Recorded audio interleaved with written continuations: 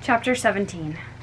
The storm that the almanac and weather bureau forecast didn't come that weekend. Johnny had given up hope that he'd be able to resume his experiment before spring, as winter's cold air seemed to be beating back any vestiges of autumn's last gasp. What did come that weekend was more bad news. I just heard from Carl.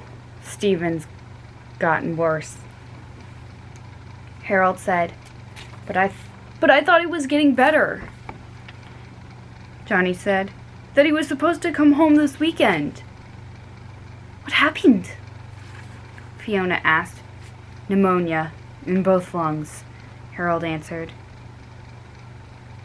The way he and Fiona looked at one another told Johnny everything he needed to know.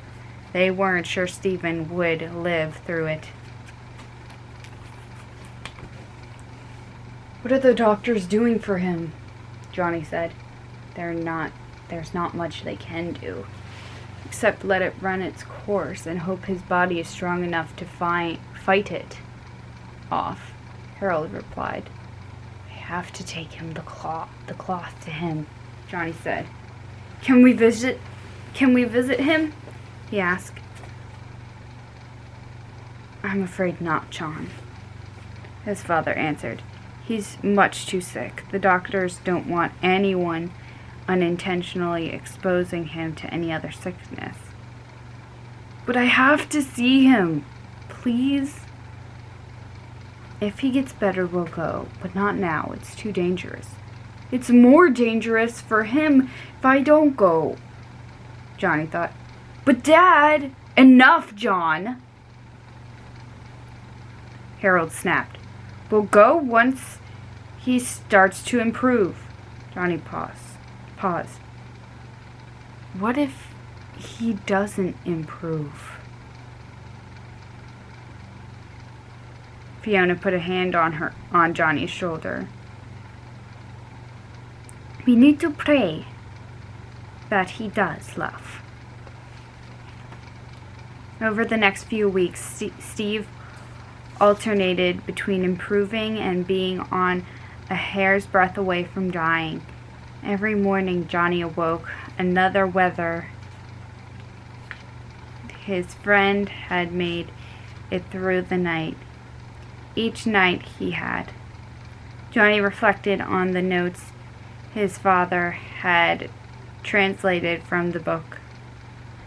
If the cloth in the story was the one in his possession, and according to his father's research, it seemed to be, then it must have healed Macduff, and if it healed Macduff, it could also heal Steve. Johnny considered going to see Steve without his father's knowing, but he knew that even if he made it to the hospital, the nurses would not let him into Steve's room. He just needs to improve enough so that I can get in and use the cloth to completely heal him, Johnny thought. Johnny also pondered the mystery he literally fell into at Granville. He was actually relieved that Ben told him to do nothing about it. At the moment, he didn't have the heart or energy to do much of anything until Steve improved. It seemed crazy that Steve's own father could be mixed up in a murder, especially since he seemed to care so much about his son. Johnny tried talking to Ben about it from time to time at school, but all Ben would say was, "Don't worry about that stuff. You leave it to me." The Friday before Thanksgiving, a phone call came from the Mangle home. Harold listened to Carl as the others in the house held their breath. After a short pause, the concern on Harold's face turned to a relieved smile. "That's great news, Carl," he said. "I'm so glad to hear it." A huge collective sigh of relief filled the room. Johnny whispered to his father, "Ask if I can visit." Harold nodded. Do you think Steve's up for visitors? Johnny has been champing a bit to get over there. A pause, and then Harold nodded. Excellent. Excellent. We'll come up first thing tomorrow. The next morning, Harold pulled into the parking lot of Duke University Hospital, a relatively new facility that, in its short history, had already become one of the top medical institutions in the nation. It stood like a castle against the gray sky, an imposing structure that gave an air of hope to the ailing patients who entered its doors. Inside, the receptionist provided directions to the pediatric wing and Steve's room. When they entered, they found 2 beds there, both occupied, one by Steve, the other by Carl. Paul sat on a chair in the corner. Mangle, who'd obviously fallen asleep in his clothes, rose as soon as he'd entered. Pardon, I didn't expect you to come so early, he said. Where's Frida? Harold asked. We take shifts, Carl said. She'll spell me this afternoon. Johnny walked over to Steve's bed. Hey, Pally, he said. How are you feeling? Oh, just hunky-dory, Steve answered, grinning faintly. His breathing sounded a little raspy, but not as bad as Johnny expected. He remembered when Charlie came down with the croup a few years back. The rattle in her breathing and the hoarseness of her cough were sounds that he had never forgotten. They scared him so badly. Mangle blattered on and on about hospital beds and the extravagant costs of medical care and the realization that doctors really do practice medicine. Once he finally ran out of commas and landed on a period, Harold asked, Care for a cup of coffee, Carl? You look like you could use a break. Mangle hesitated for a moment, but then responded, "Da, that sounds good. I need something to clear the spinning women out. These hospital beds are hard as a rock. I didn't sleep at all." As they walked out the door, Mangle added, I'll check on your breakfast, boys.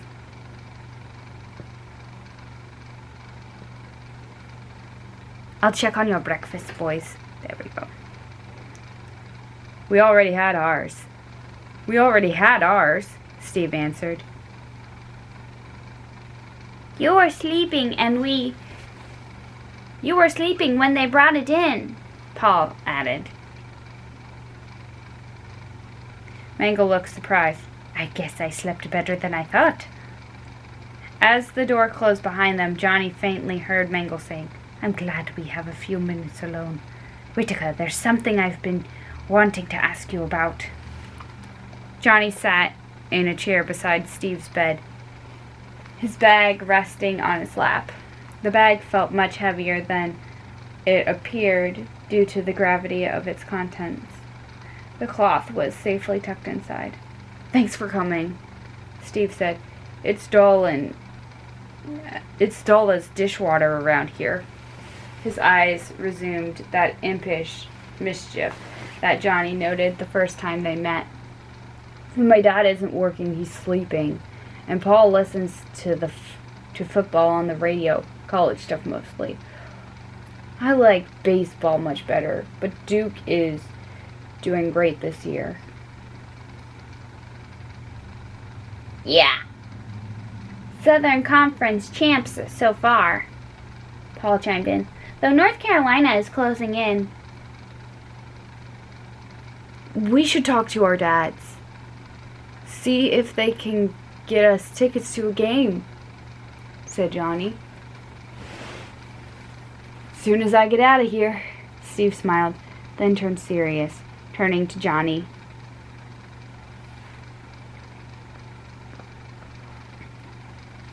He asked, "Hey, whatever happened to the Granville house?" The suddenness of the question startled Johnny.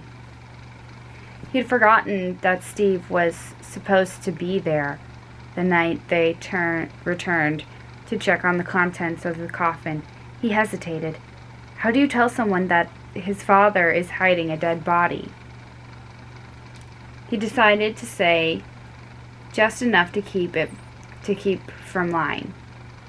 Oh, a dead end. Steve laughed hoarsely. Dead end? I get it. Johnny hadn't meant the pun, but it served his purpose.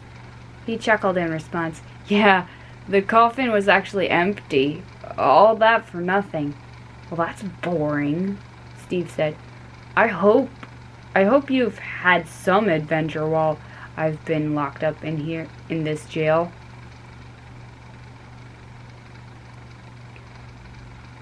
What could happen in dreary old Providence? Johnny sighed, even as he thought, you have no idea how much is going on in this little town. Steve chuckled, which turned into a cough. He wasn't strong enough to cough with enough air to expel the mucus in his lungs. He choked badly, and Paul rushed to him, lifted him into the sitting position, and patted his back with the until the phlegm came up. Paul looked at Johnny's pale white face and said, It's okay. This happens a lot.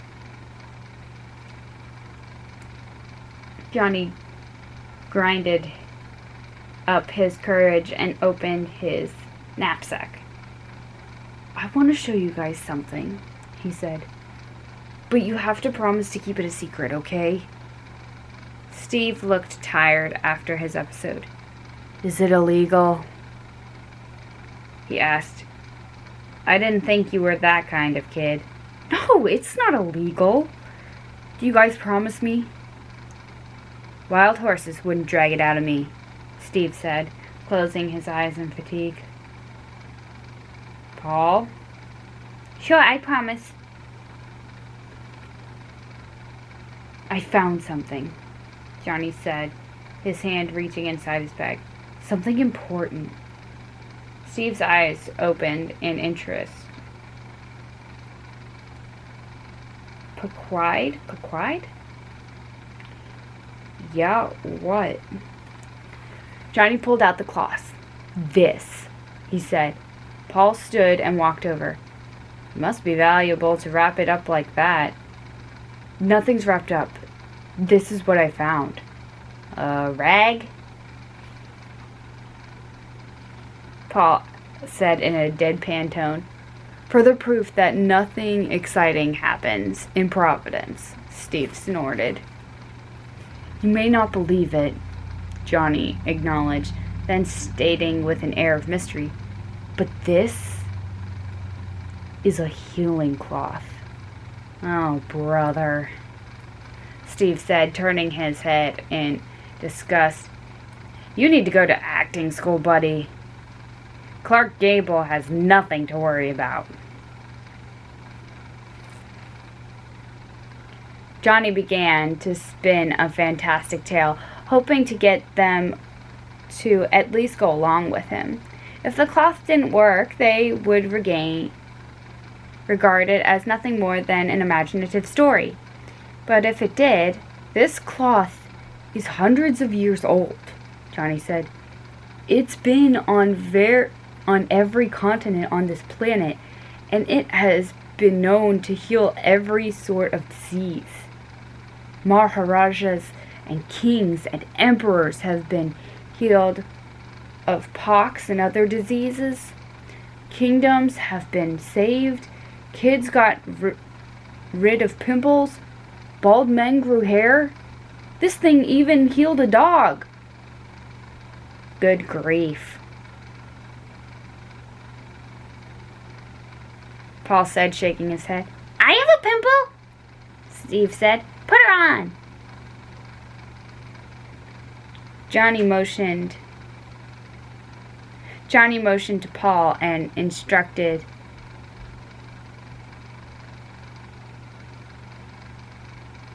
pull the blanket off of him. The cloth should lay directly over him. As Paul did that, Johnny ceremonially unfolded the cloth. He laid it carefully over Steve and then said, stand back and be amazed. Steve lay silent for a minute, so long that Johnny wondered whether the cloth was helping or hurting. He exchanged glances with Paul. Steve? Paul nudged him. You all right? Steve's eyes slowly opened. He turned and looked at Johnny. I feel something happening.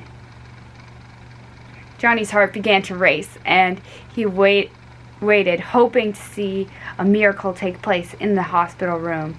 Steve's voice grew louder with each spoken word. I'm...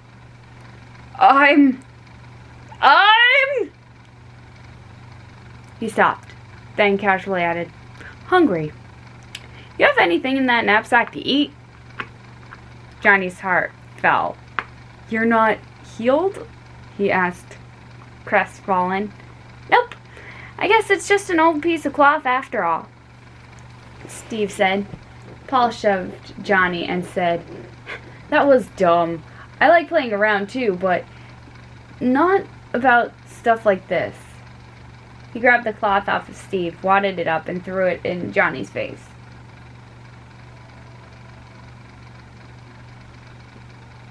Get that kloopa cloth out of here. Knock it off, Paul, Steve scolded. He was just trying to have some fun. Johnny's eyes welled up with tears. I'm sorry, Steve, he said. I didn't mean... His voice trailed off. You've got a good imagination, Steve said. But there's no imagining this away. It's how things are meant to be. Stop saying that, Paul urged him. You're gonna get better. Maybe you need to stop saying that. It's not like I can do anything, Paul. I can do a lot of things. Most of them as good as anyone. Some even better. Paul walked back to his chair in the corner and sat down, glowering at Johnny the entire time.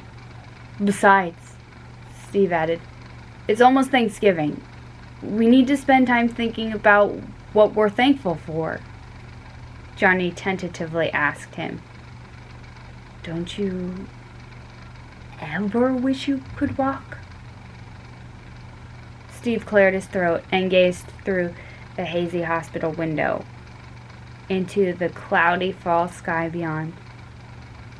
Someday, I am going to walk, Steve said resolutely. I know it. Steve looked at Johnny and smiled.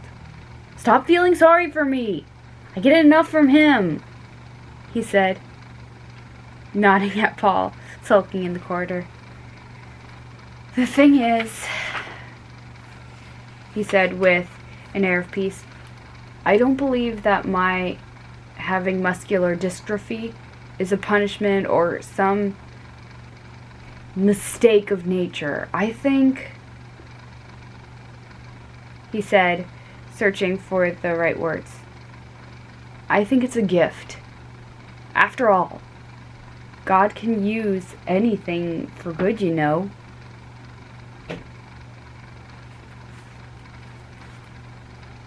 Chapter 18. The next day was Sunday. So the family attended service at the university church. Afterwards, as they drove home, the wind picked up and a few drops of rain began to fall. "Can you believe this weather?" Fiona said. "You'd think it was August instead of November." In the distance, a thundercloud loomed. A faint flash lit the cloud, and a few seconds later, a low rumble boomed. Harold said, "Looks like we're in for a storm."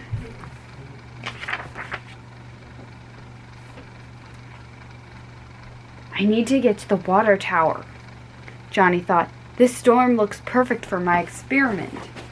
He started to ask permission to go work on his experiment, but then quickly decided against it. After what happened last time he was there, his father would never allow it. Then an idea sprang to mind. "Can I go over to Emmy's house when we get home?" he said. "I suppose so," Fiona answered. "After Sunday dinner." "The storm will be gone by then," he worried. Before he knew it, he spouted out another lie. "Her folks invited me over for dinner at their place. I should have asked earlier. I'm sorry." He knew he'd catch it if his parents found out, but they never spoke with Emmy's parents, so it was an unlikely danger. "Yes, you should have," Harold scolded. Fiona put her hand on his arm.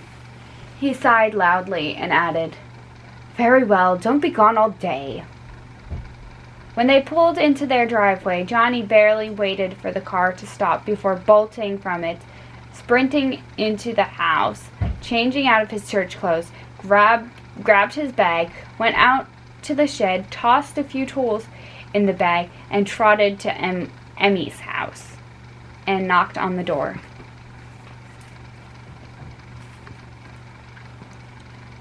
Her mother answered. "Hello, Johnny," she greeted with a trace of an Italian accent. "How was church this morning?" "Fine, Mrs. Capello. Yours?" "Oh, it was wonderful." "Very inspiring message." "That's great. Is Emmy home?" "She is. Come in." "Thank you." Johnny entered. Mrs. Capello called out for Emmy, who was already tucked away in her room. "I need to get back to cooking dinner," Mrs. Capello said. "Would you like to join us?" "Actually, I was going to ask if Emmy could come to my place for dinner." Emmy walked in. "That sounds great," she said. "But I'm making cream-chipped beef on toast." Her mother said it was as if the meal were an allure. Emmy's eyes bulged and her mouth spread out into a wide frown. "Yeah, I know." "May I, please?"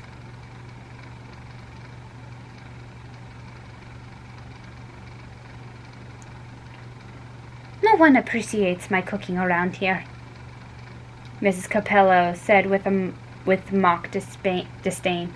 "Take your umbrella. It's starting to rain." Then she made her way to the kitchen.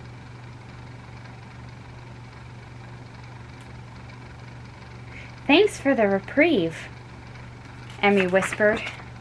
"Actually, we're not going to my place for dinner," Johnny softly responded. "Then where are we going?" "I'll tell you on the way," he answered as he walked out the door. The rain began to pour by the time they reached the water tower. Thunder rumbled nearby, the lightning getting closer. Johnny observed. "I'm hungry," Emmy whined. "I can't believe you didn't bring any food with you." "Who can think of food when we're on the verge of a scientific breakthrough?" Johnny nodded, nobly declared. Found the car battery where he had left it, concealed in a patch of overgrown prairie grass. He set down his bag and in the overturned directly under the tower and smiled. The battery was a pleasant reminder of their previous adventure. He reached into the bag and grabbed a pair of pliers. "What do you want me to do?" Emmy asked. Johnny pointed to the side of the tower. "See if you can find the wire. It should still be hanging off the tower." A bolt of lightning flashed, and the almost immediate report of thunder resounding loudly. "That was close!" Emmy yelled, bug-eyed. "Yeah, hurry!" Johnny commanded. Johnny loosened the cable connections on battery terminals. He had left the cables on, planning to stick the wire between the cable connections and the terminals so he could tighten them down securely. Because of the rainfall and the early light snow, however, the terminals were rusty. "The wire will never make a connection through that rust," he muttered. He looked in his knapsack for something to clean it off with. The first thing his hand landed on was the cloth. "Might as well," he thought. "It's no good for anything else." Johnny wiped the terminals with it, getting off as much as he could, and then tossed the cloth on the ground. When he did, he snickered. The rust from the terminals fashioned what looked like a face on the cloth. He imagined the face belonging to one of the names in the book he'd found in his father's study. Lucia, was it? Or Gamma something? But his smile turned to astonishment when the rusty face on the cloth began to speak. "Help him," the face said. Johnny recoiled. He looked for Emmy, but she had vanished. He hunched over the cloth again. The voice repeated, "Help him!" "Help who?" Johnny asked. The face turned toward the back part of the Granville house property. "Help him," it repeated. Johnny followed the face's eyeline. The Mangle home was in that direction. "You mean Steve? I tried." Johnny answered, "Help." "Ben," the voice said, the eyes of the face serious and cold. At that moment, the lightning bolt carved a hole in the sky over Granville. Johnny's eyes darted up to see how close it was. "With the experiment, I am!" Johnny explained, looking back down at the face. But it was gone. The rain poured down had washed the rust from the cloth. Johnny took it and put it back in his bag. At that moment, Emmy grabbed his shoulder. She held the wire. "Take this thing quick!" she urged. "If I get electrocuted, my dad will kill you."